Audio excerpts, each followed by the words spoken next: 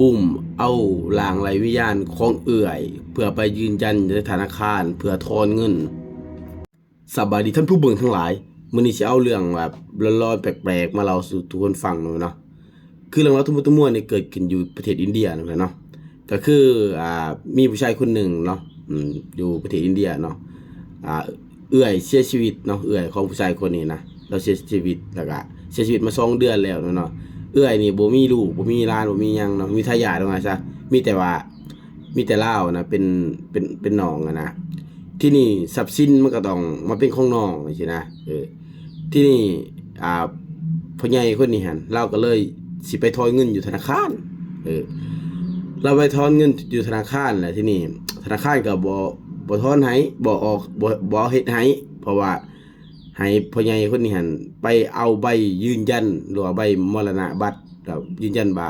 พี่สาวเสียชีวิตจริงๆมาให้ก่อนจังสิเฮ็ดให้คือพ่อใหญ่คนนี้เราก็บ่เป็นหนังสือหันนะเราก็บ่เป็นหนังสือเราก็บ่อีหยังเนาะแบบเราก็บ่ฮู้ว่าอีหยังคือใบมรณบัตรอีหยังคืออ่าใบยืนยันการเสียชีวิตอีหยังจังซี่นะเราจะเสร็จจะได้ไปรายเทื่อแล้วก็ทอนเงินบ่ได้ทีนี้เราก็เลยไปขุดเอาศพเอื้อยแล้วนะขุดเอาศพเอื้อยแล้วแบบว่าขุดขึ้นมาแล้วเนาะแล้วก็ผ่าห่อเลือดแต่คาเนาะเออเราผ่าห่อตัวมีแต่คาแล้วก็แบกมาเลยตามภาพมีเนาะตามภาพมีเลย แบกไปธนาคารคิดเบิ้งพี่น้องคนในธนาคารสิตกใจจำได้เรื่องนี้เกิดขึ้นจริงนะเราอยู่ประเทศอินเดียเนาะเกิดประมาณบ่ฮู้ว่าแต่เฮิงบ่ได้แต่ว่าข่าวดังๆนี่ประมาณ3-4 วันที่แล้ว2-3 วันที่แล้วนะเออ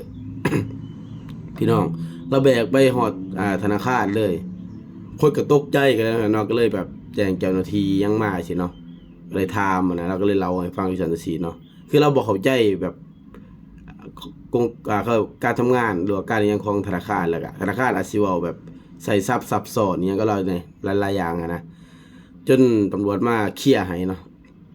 ทีนี้เจ้าหน้าที่ก็เลยให้ทอนเงินให้ได้เนาะป้าพี่น้องเจ้าหน้าที่ก็เลยทอนให้เราทอนเงินได้เนาะอืม